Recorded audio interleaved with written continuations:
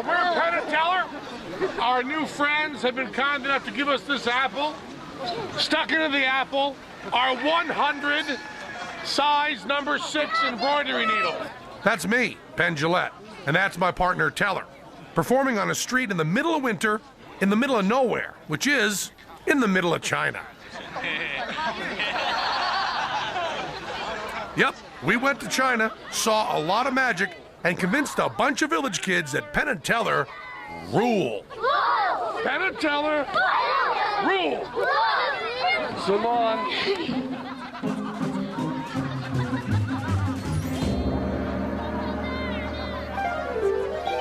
It's Penn and Teller. They're on the road together, but their magic carpet's just a dirty rug.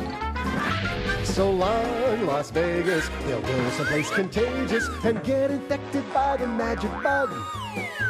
Around the world, down exotic streets, to gaze upon amazing and disgusting feats. Adventure calls, have you got the cups and balls to stomach blood and guts and gore and more? Come join them as they travel and the mysteries unravel on the Magic and Mystery Tour.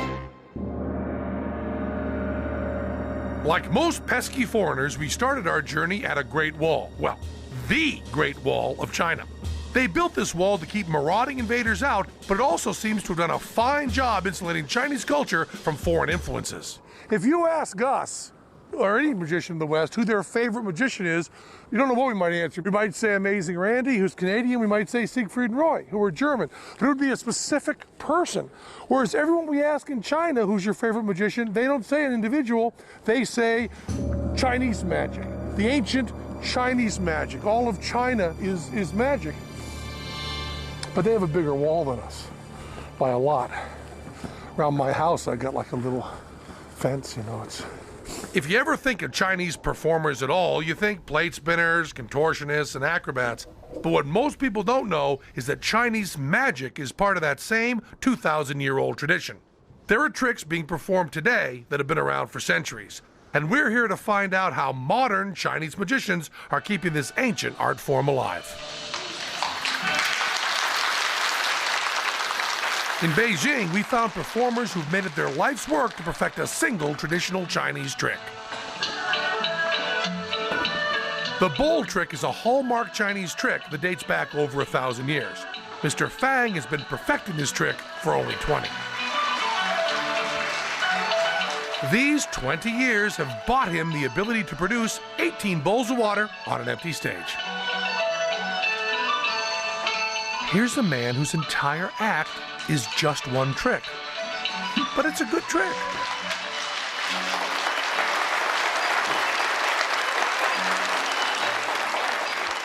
It's amazing that you can do a trick that is good, even though everybody in the audience knows that the bowls are hidden kind of under this tent you're wearing, but it's still amazing enough that it really worked. It's a lot of bowls.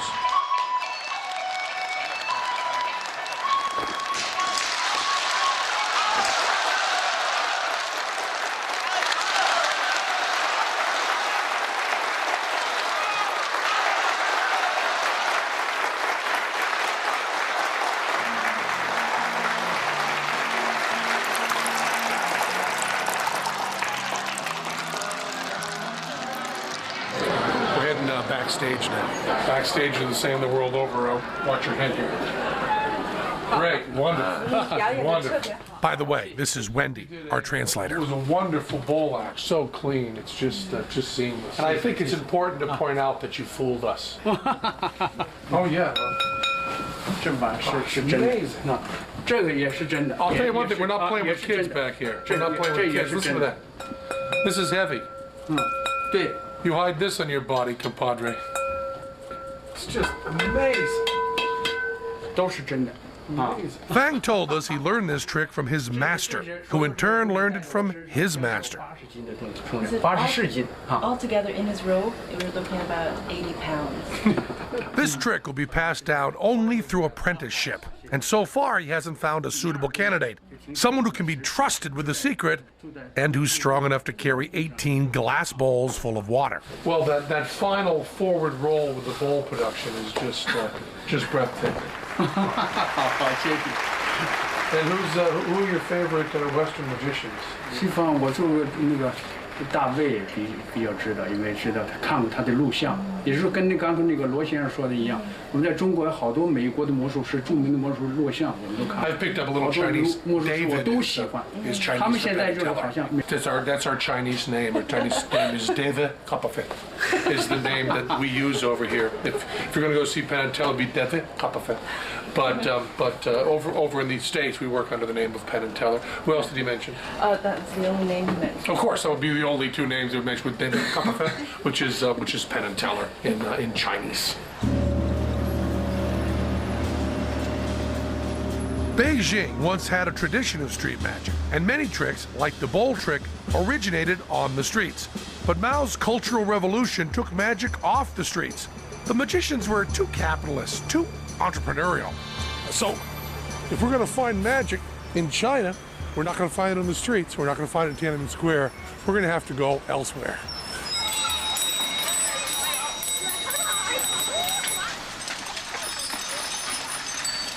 What if we can get this guy back in Vegas? We should tour the U.S. like this. We headed to Beijing Tea House, a local hangout that showcases traditional Chinese performance. Tea houses are like Starbucks, except they don't have coffee. They have tea. That's why they're called tea houses. And here, your pets can enjoy the atmosphere too. Oh, wow. Man, that's not just a cricket, that's a cricket. That's a big-ass grasshopper. Pet crickets are kept in cases with metal springs to amplify their chirp. Oh, how cool. It's just so beautiful. I was happy with the insect, but Teller wanted to see the world's best quick change artist.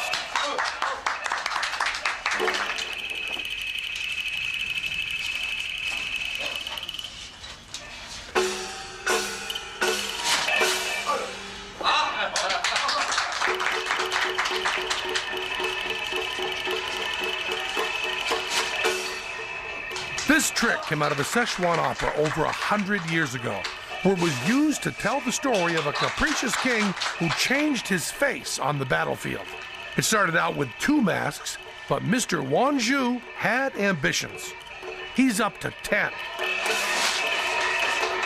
His whole life is one trick, and it's perfect. And don't waste your time trying to bust this guy by taping the show and slowing it down. We tried, but he's just too darn good.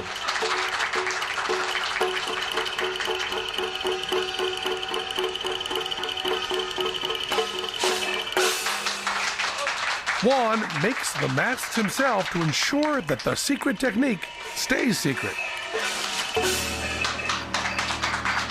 I don't know if that comes across on TV at all, because the instantaneous changes, there's just like that. It's probably one of the most amazing magic things I've ever seen, and all homemade by an absolute genius. And now why don't you just run along, go peddle your papers. Just run along, go there. The nice thing about China is that every tea house still has a smoking section. You don't get that at Starbucks. Oh, how much to translate this? How about translate this? How about God damn that burned my mouth? 天哪，真烫啊！ I said we set this up beforehand. I'm going to put the fire in my mouth, and there'll be a fire, and then you come in quickly and light the cigarette. Quickly, the word was said quickly. The adverb was translated. Quickly, you come in. And then, when you get time to do it, the fire is there, it's burning out of my mouth, and what does he do? He takes time before he comes in and stops me from burning. Or he could have been just trying to hurt me. One more time, we'll do it. Where are you?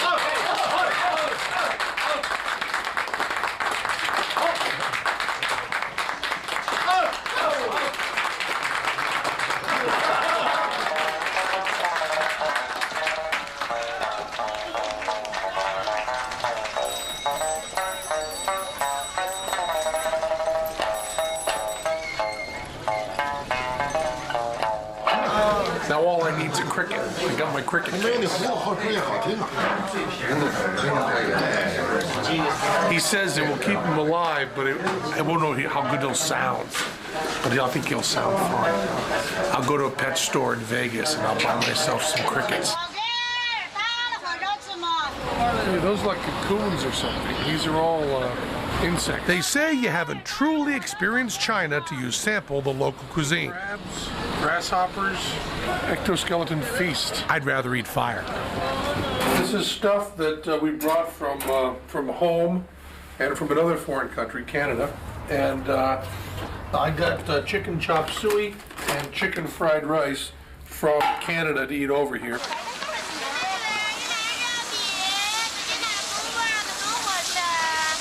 Sparrows on a stick. Spaghetti sauce, lots of tuna, lots of chicken. These are scorpions. Back in the States, eating these would be an act, would be entertainment. If we ate these, people would pay us money. Bear halves. What does this restaurant feature? Loosely translated, it says fragrant and tasty dog casserole. Fortunately, Wendy is here to help us understand the nuances of this strange and exotic culture. What could be loose about translating the word dog? No, I meant the fragrant and tasty Oh, part. fragrant, tasty, okay. But dog is actually literal. Yeah, dog is dog. It's the only thing you're kind of taking poetic license with is fragrant. Could also be smelly and tasty dog casserole. I don't know about Teller, but my Chinese food is coming out of a can. There's something suspect about magicians. That's international and timeless. In fact, over 600 years ago, Marco Polo, in his travels to China, had this to say about magicians. Magicians are foul and filthy. They have no self-respect and do not care about anyone. Their faces are always dirty, and they neither wash nor comb their hair. If a man is justly condemned to death by the authorities, these men cook and eat the body. They do not, however, eat anyone who has died a natural death. We'll show Marco Polo. How? Chinese magicians in the 50s and 60s were considered deceitful and therefore anti-communist.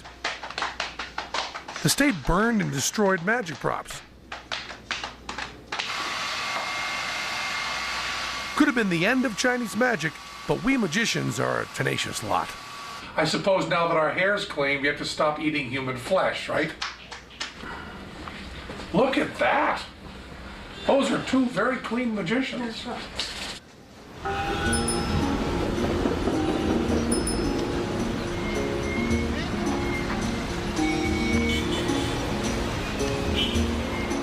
With our big city Beijing hairdos, we headed for Wuchao County, 300 miles south of Beijing.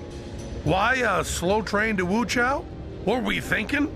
Wuchao is considered the birthplace of magic and the cradle of acrobatics in China. You know, we interviewed a lot of these magicians, and we asked them the question you'd ask any American magician, any American performer, any American, which is, how did you learn this? And the answer we always got was they learned it from the great master, or their master, who then had a great master, and it goes way back. And we asked them what kind of additions they made, what kind of little wrinkles they put in, and they all would deny any sort of originality. They all would say that every word they said, all the patter, everything absolutely went back to ancient history. They were very, very proud of that. And it was really interesting how that's exactly the opposite of us. I mean, you interview us, we say that we invented everything. Cards were our idea, handcuffs, our idea, straitjackets, our idea, coins, our idea, you know, for coin magic. It ended up having a use for trade. And so here we go to Wuchao to see the cradle of acrobatics, magic, and juggling. But the cradle of acrobatics, magic, and juggling from the U.S. sitting right here in this berth. Penn and Teller rule. Penn and Teller rule. 哎，说不好，说不好。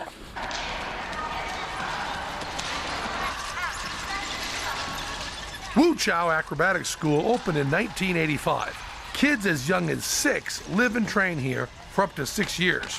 In China, you don't practice alone in your backyard. Here, even if you want to run away and join the circus, you still have to go to school. This is the finest acrobatic school in all of China, which probably means certainly one of the best in the world. If you're a kid and you want to learn acrobatics, oh, good one. You come here to Wuchao and you study and you practice all day until you're really good. Now we've got tumbling, we've got plate spinning, and we've got this weird jug on the head thing going on. But we also found out there's a classroom here that teaches students magic. Before going to the classroom, we wanted to play a little more.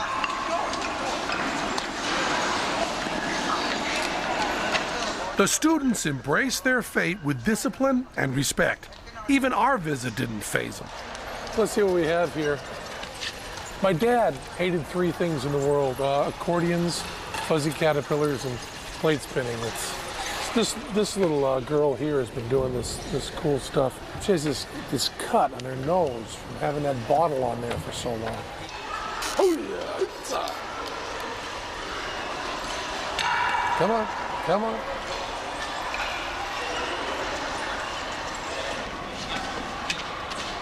Look at the top of this kid's head.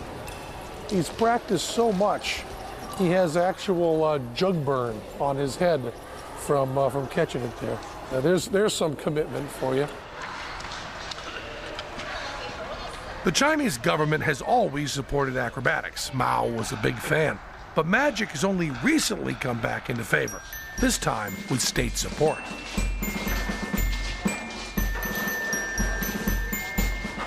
Instead of tricks being passed down from a master to a single student, at Wuchao Acrobatic School, they started a class, and they hired a master to be the teacher.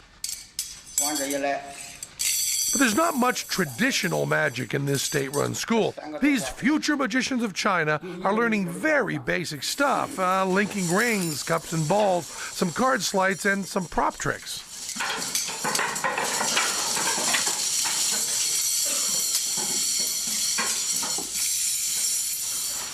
The kids apply themselves to this one-year magic program in the same way they'd apply themselves to, say, something useful like algebra.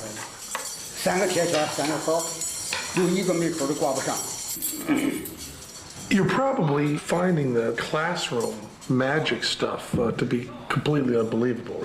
The idea to a Westerner that you would learn to do something artistic identical. He was taking a routine that he himself had done and just teaching it by rote to these classrooms of people. It looked like they set it up because it was just so perfect. And the idea of how communism would work, oh, we've got a funny routine, everybody's going to learn it. They welcomed us into the classroom, let us sit in the back and sit in on the linking rings session, but we were not allowed to touch the rings. When Teller picked them up, he was reprimanded. They were very upset and we might find out the secret.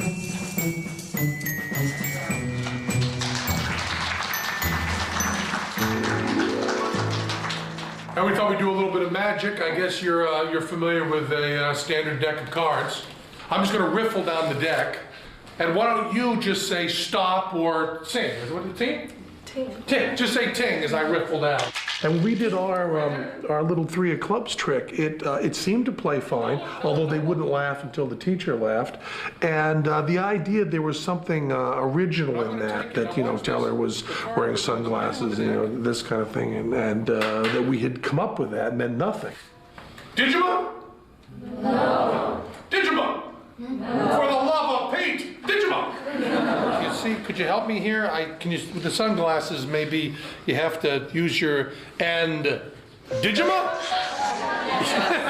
Sure it is. Yes, he's so good. He's so much better than I could ever be.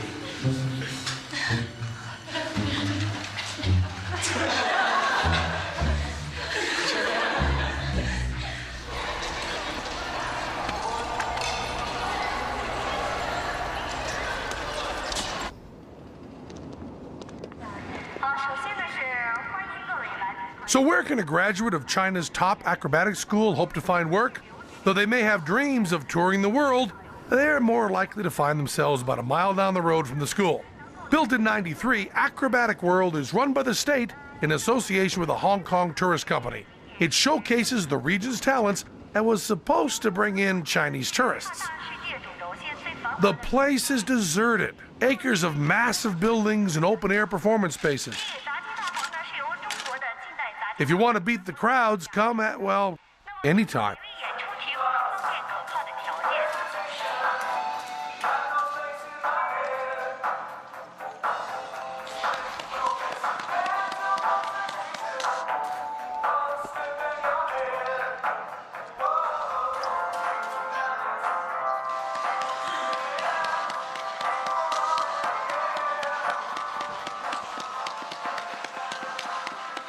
The responsibility of being in a small audience is overwhelming. We had to keep applauding and applauding and applauding, but it's okay because it kept us warm. Because these people were performing in a really cold place for no one, just for us. So we tried to show our enthusiasm.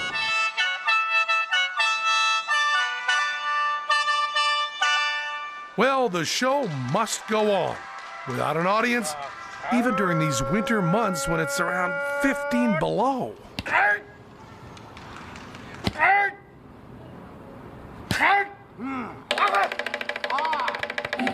It's well below freezing out here. Never mind the metal rod, it's well below freezing, and he's not wearing a shirt. Now watch this.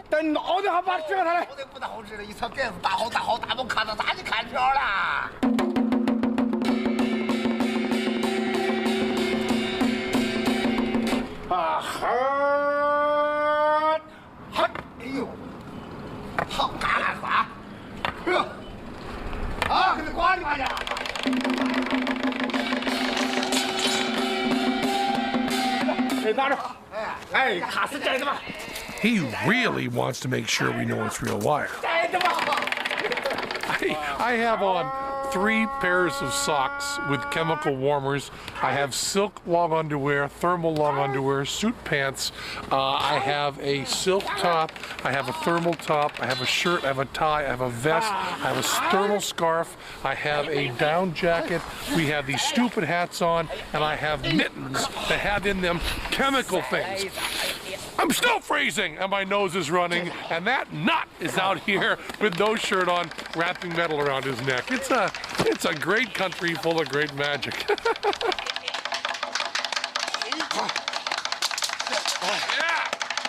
I'm still freezing.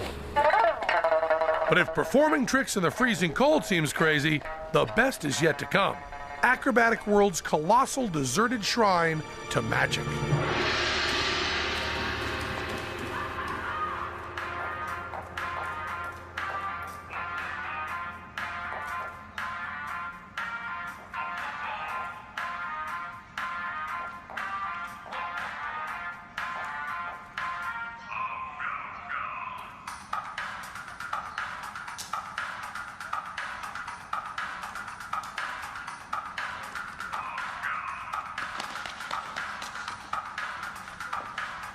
Room after room, act after act, performing standard sleight of hand for no one but us and our crew.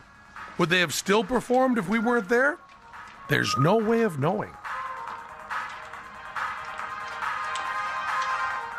On automatic pilot, performers appear on stage, do their show, and quietly disappear. This is the strangest place we've ever been. It has been below freezing, absolutely below freezing. Every second we've been inside, it's been below freezing. There are performers doing palming, they're doing back palming, they're doing all these moves very well, beautifully done. These are really wonderful professional performers working under conditions that I wouldn't say are inhuman, I wouldn't say unimaginable, I would just say they're working under conditions that have no reason to exist. This is some sort of nutty dream of somebody or some party or some government where they would build this huge magic world, and it's very, very clear. If you build it and don't heat it, no one will come. I wish every one of you could come here and be in this walk-in freezer with professional magicians. I guess this is where magicians are paying for all the sins of torturing women and doves for years and years and years.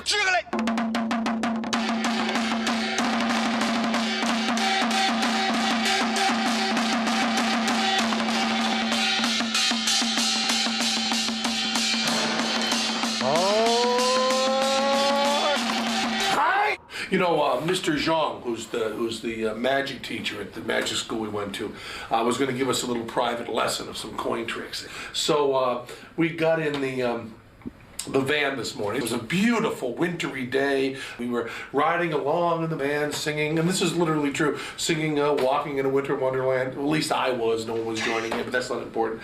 And as the snow blanketed all the fields around us, it also blanketed the highway.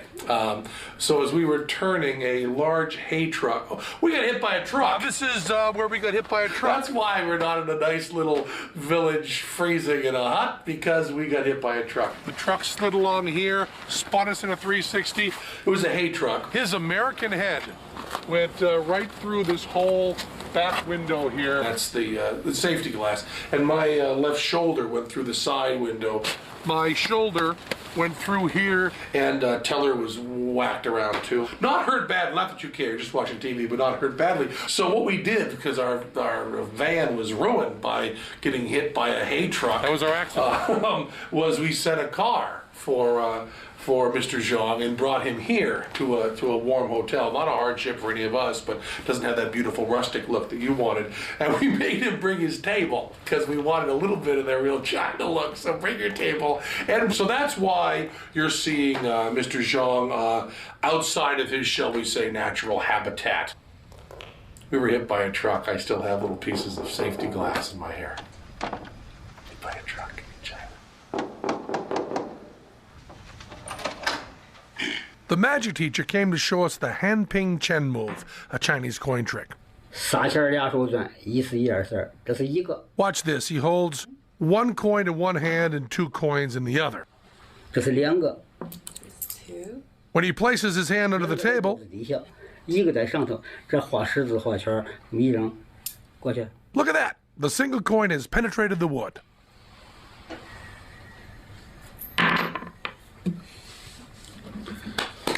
Very nice. Very nice. Wonderful. 我慢着点儿，这个动作再做一次。 Teller wanted to learn this move from an authentic Chinese master. Zhang was happy to oblige, he claimed. But Teller knew enough about the trick to know he was scamming us. Also looked a little fishy there. I wasn't feeling good. Like I said, it looked perfect the way you put two under there and one over there. But we played along. So I was hit by a truck today. What do I know? There you go. You got the two there. You got the one over there. Two go under the table. Oh, there's Mr. Zhang was born into a circus family and moved from acrobatics to magic as a teen. He learned it from his father, and his father learned it from his father. Well, I'll be hornswoggled. There it is right there. Then Teller gave the teacher a magic trick from the States and did show him, but not you, how it worked. He seemed to like it.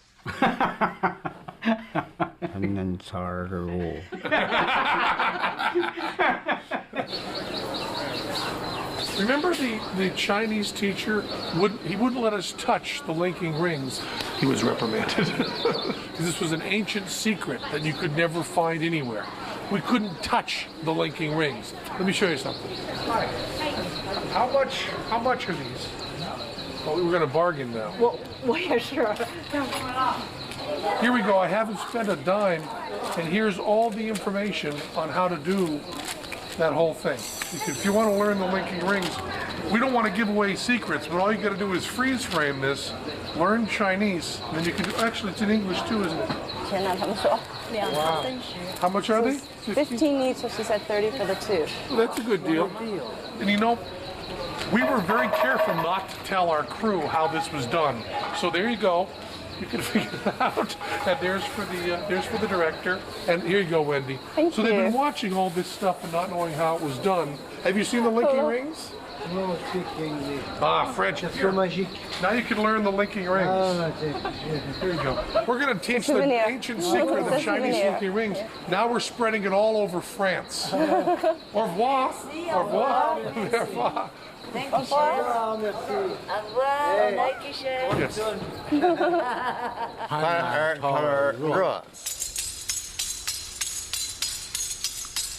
32-year-old Zhengzhu Chong's parents put her in acrobatic school at 9 years old.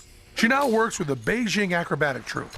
Chong claims she is the only Chinese woman to juggle on horseback and that this was her own innovation. For the first time during our visit, we found someone who was open to improvising. We jugglers all have long hair. Doesn't work out. 2, 3, 4, 5, 6, 7, 8, 9, 10, and let's put one up.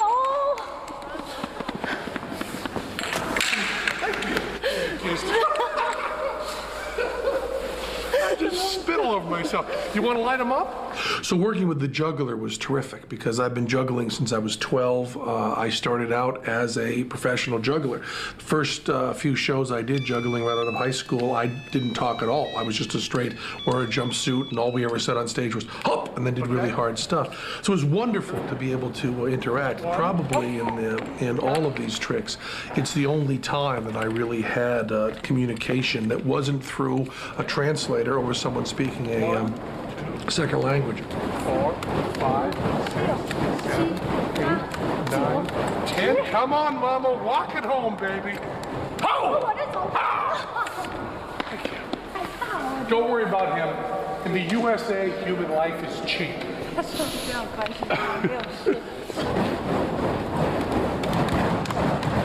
4, 5, 6, 7, 8. No one noticed. 9, 10. After she made it clear through a translator that everything she was doing with me, she could also do on horseback, I had to pull out this stupid, almost frat boy stunt of breaking liquor bottles and juggling them, which is a stupid trick to do. You can get cut to ribbons, but you know, when you're trying to impress a Chinese woman, you gotta pull out the big guns. And so you have no idea how they're gonna turn or how they're gonna end up. It feels like it's still breaking a little bit.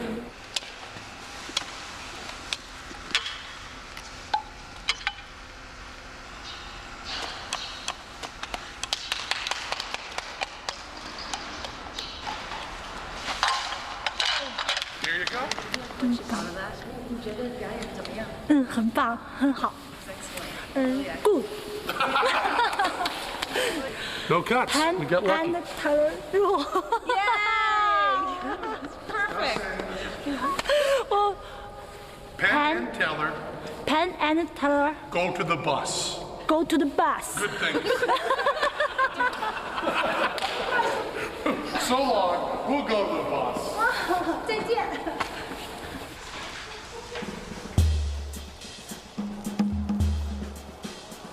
We're now on our way to Wangking, a farming village about 370 miles south of Beijing. Aside from its unfortunate name, we heard that we'd find something unique in this community. This seems like an unlikely place to find magic, but for centuries, farmers and their families have been moonlighting as magicians in the winter months to supplement their farming income. Why subsistence farmers would want to become subsistence magicians is anyone's guess. The Wangkingers welcomed us warmly. This is the exact middle of nowhere. It was hard to imagine this as a place that just might have more performers per capita than Vegas. Keep your head down here. When they're not working the land, they're working the room. Hey, it is an egg bag. Here we are in yet another house. It's just that everybody in this neighborhood does magic. I mean, these people have, you know, 2-room houses and they're mostly full of magic props. Very nice. I mean, this guy's like, you know, 4 houses over. This is another neighbor. Now, what town in North America can you just go to a random neighbor's house and have him swallow a sword? Good posture. Good posture for a sword swallower there. Yeah. Oh, look at that. You got some boss kicks there, don't you? Those are boss kicks. I like those shoes. Our final destination was the Zhang household, a family who've been magicians for at least 5 generations. So do the children do magic? 这个他们啊，才是他们还 The 80-year-old head of the family has 4 sons and lots more relatives living in the village, and they all do magic. So you're going to the market to perform today? 去表演，准备好了，都准备好了。 We're all prepared. Oh, great. 哎呀，准备好了。 Do you know The needle trick? You know that trick? My partner Teller does that trick. I think he does it pretty well. Would you like him to do it in your show today? 可以，因为是两个，也是个魔术师，是 Both of you are magicians as well? 是不是？ Yeah, that's what we do. That's what we do. 我们 He said, yes, we're from very far away, but we have something in common that's very important. Half a world away. So we all set off to market to kick off the first Vegas Wang King co-production.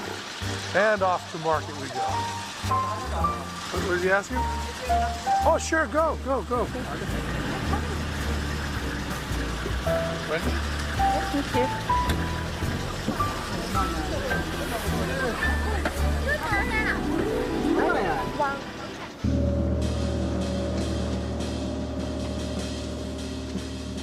So finally, in rural China, we were to experience our first street performance, and Teller got a gig as a guest star. How cool is that?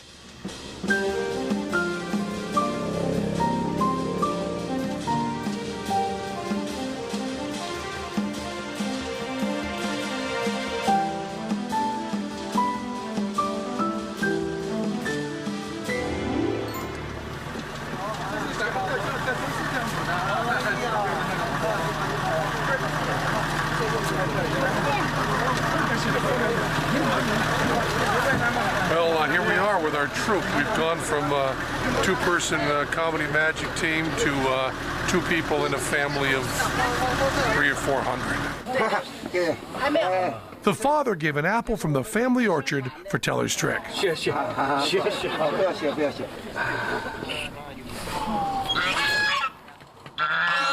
Speak English? If you speak English, there's a magic show going on over there. 小魔兽，我的。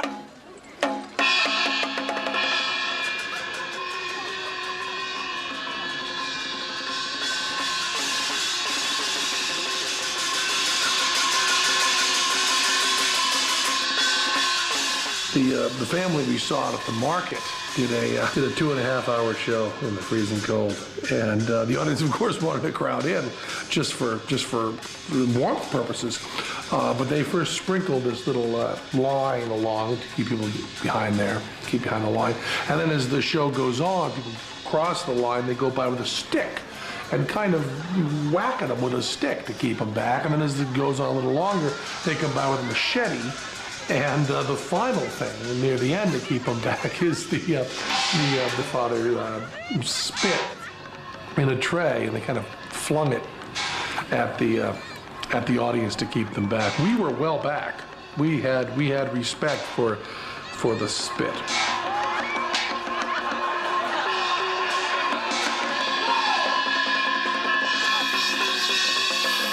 Well, really, what you're seeing on the streets of China is they've got about 7.5 minutes of material crammed into 2.5 hours. They really do get every little ounce of entertainment they can possibly get out of every little trick. The first act on the bill was an uncle and a snake.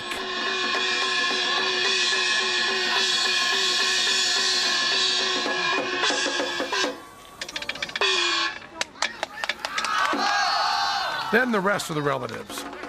The first son, the second son, a cousin, a second cousin once removed, a whole genealogical tree of magicians.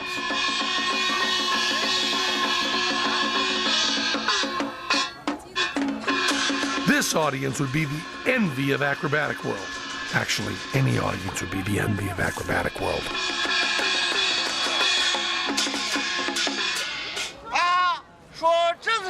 And the father, to watch it work is great. He just has this lovable quality that you're happy to be in his presence, and there's a great deal of charm. He takes a Raid can or something with some sort of product and makes this little prop out of it. And he's got his little gourd with a little thing that pops out, and the awl, he makes a little awl that gave away the trick.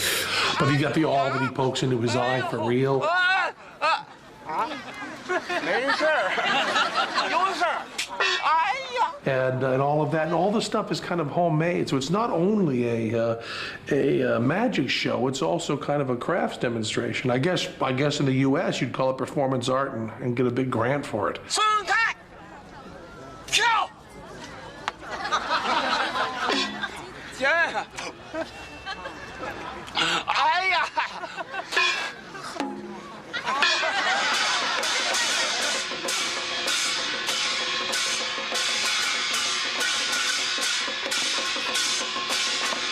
We finally get to see the Kuma tubes, which is a real ancient Chinese trick, and it was built by the guy himself. And we get to see him pull, I think, everything he owned. But that's a trick that's done all over the world. It started in China. We get to see where it started. And it seemed like we get to see when it started and watched it right up to the present day. I think we went through the Ming Dynasty, as a matter of fact, during that trick. You'll see it a shorter version, but we were out there for, I think it ran about a week. Actually, he originally used to do it with the Grateful Dead backing him up. But with Jerry Garcia dead, he has to do it out in the freezing cold alone.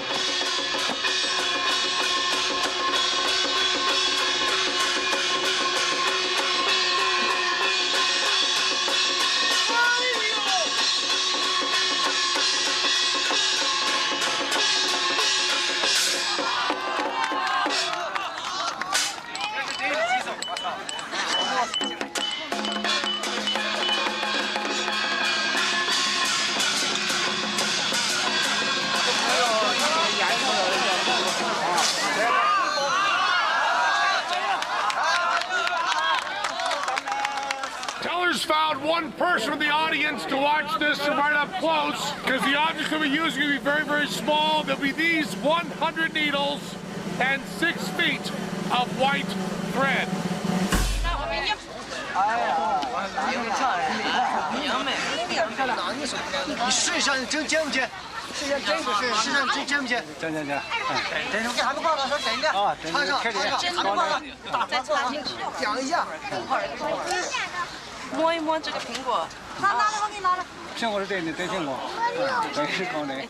Teller picked this volunteer because of the earmuffs.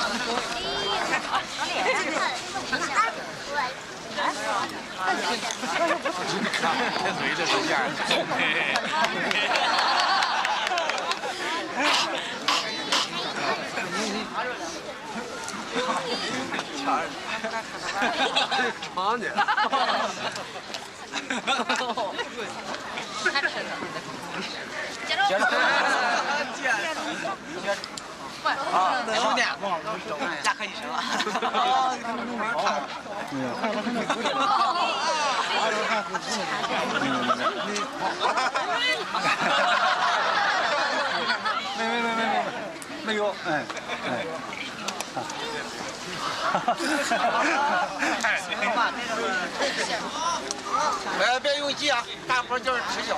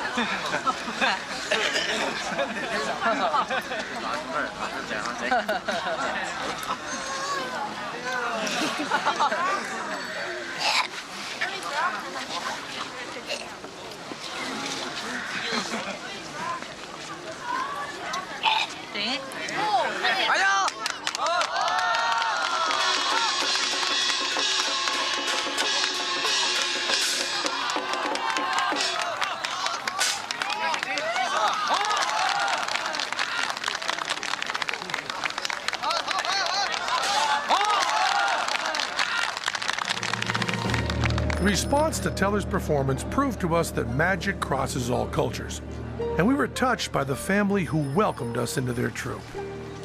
Before leaving, the father invited us back to his home. He had something for Teller.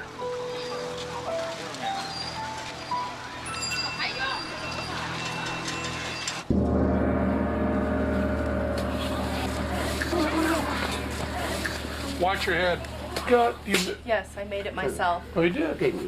Go to back. It's for you. He wants you to keep this as a gift. You have such a wonderfully talented family. How many people have you taught, do you figure? How many people? How can he possibly be answering before it gets translated? 您教过了几个？要是多吧也不很多，有个7、8个。 There's 5 in the immediate family and 7 or 8 other students. Wow. Thank you. It was a wonderful show. Thanks. Thank you so much. I would like to give you this. It says, And that's how we came to convince a Chinese village in the middle of nowhere that Penn and Teller rule. They love Teller's needle trick, they think I'm a friendly giant, and we convinced the old father to head up a branch of our fan club. You know, there's a lot of people here in China. Penn and Teller. Penn and Teller. Oh boy. 1.3 billion Penn and Teller fans on their way. We love Penn and Teller. We love Penn and Teller. We love Penn and Teller. Rule.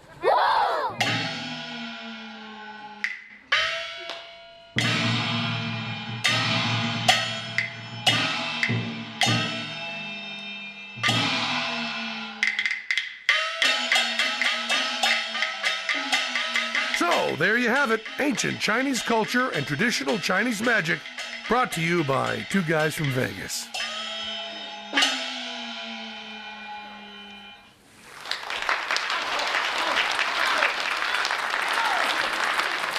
Thanks.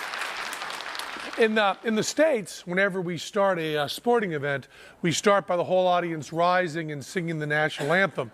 We found out that in China, they end every show at the tea house by performing in unison the national magic trick. That's how important magic is to this culture.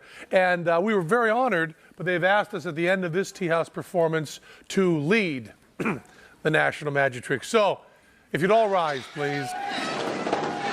Wow. Look, my hand is empty. Look, a little red hanky. Watch closely. Not closely enough, it's gone. But a little whiffle dust and it's back. Thank you. Look, our hand is empty. Look, a little red hanky. Watch closely. Not closely enough, it's gone. But a little whiffle dust and it's back.